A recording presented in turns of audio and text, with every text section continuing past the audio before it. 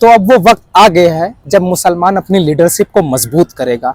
अब वो वक्त आ गया है जब मुसलमान अपनी क़यादत के लिए वोट करेगा, अपनी सियासी जमात को मजबूत करेगा, असदुद्दीन ओवैसी साहब के बाजुओं को मजबूत करेगा और उनका एक एक सिपाही जो विधानसभा पहुंचेगा मुसलमानों की रहनुमाई करेगा और मुसलमानों के हुकूक के लिए लड़ाई लड़ेगा, सत्ता से और सत्ता के विरोधियों से। अब मैं आपको बताने वाला हूं, जैसा कि आपको पता है कि महाराष्ट्र विधानसभा चुनाव की तारीखों का ऐलान हो चुका।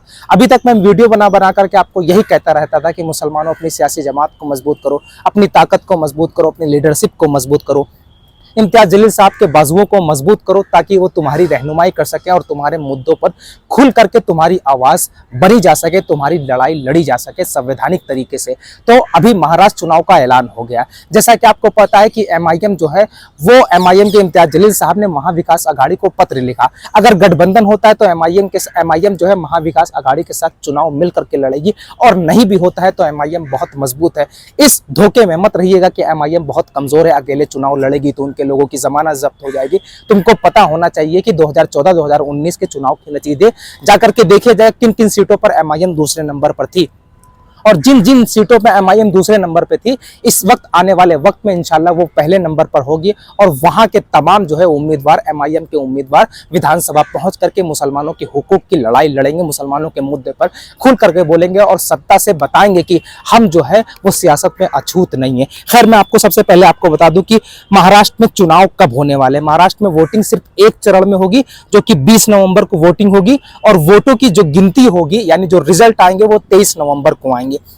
एक चरण में ही वोटिंग होगी और 23 नवंबर को ही नतीजे आ जाएंगे। जो नामांकन जमा करने की जो तारीख होगी वो 29 अक्टूबर, यानी आज कितनी है, 15 तारीख, यानी 14 दिन और बचे हैं। ये 14 दिन ही बस आप नामांकन जमा कर सकते हैं। आप जो है इलेक्शन कमीशन को अपना पत्र भेज सकते हैं कि मैं चुनाव लड़ रहा हूं, मैं चुनाव का उम्मीदवार हूं, इस सीट से उम्मीदवार हूं, मैं अपना एफिडेविट लगा करके आप जो है सिर्फ 29 अक्टूबर तक ही नामांकन भर सकते हैं।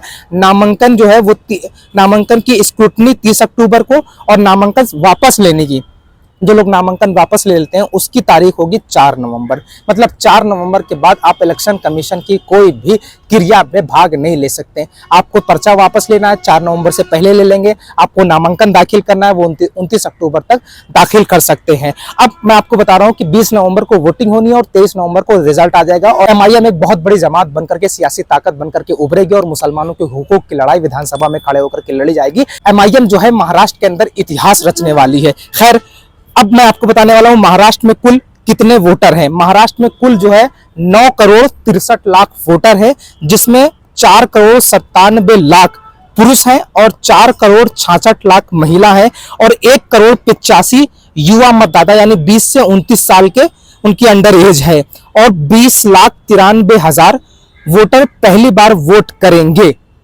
तो आप समझ गए हैं मुसलमानों, अब वक्त आ गया है अपनी क़यादत को मजबूत करने का, अपनी ताकत को मजबूत करने का, अपनी सियासी जमात को मजबूत करना, इम्तियाज जलील साहब के बाजुओं को मजबूत करना, उन्हें निराश मत होने देना, क्योंकि ये वही शेर है जब प्रॉफिट मोहम्मद सल्लल्लाहु अलैहि वसल्लम की शान में गुस्ताखी हुई थी तो तमाम सो कॉल्ड सेकुलरिज्म वाली पार्टियों के मुस्लिम नेता के जबानों पर ताले लग चुके थे, उनके लकवा मार चुकी थी। लेकिन अगर आज़ाद जबान किसी की थी, अगर आज़ाद जबान किसी की थी तो वो इम्तियाज जलील साहब की थी। उनके ज़बानों पर ताले नहीं लगे थे, उनके ज़बानों पर पहरा नहीं लगा था, क्योंकि वो आज़ाद पार्टी से ताल्लुक़ रखते हैं।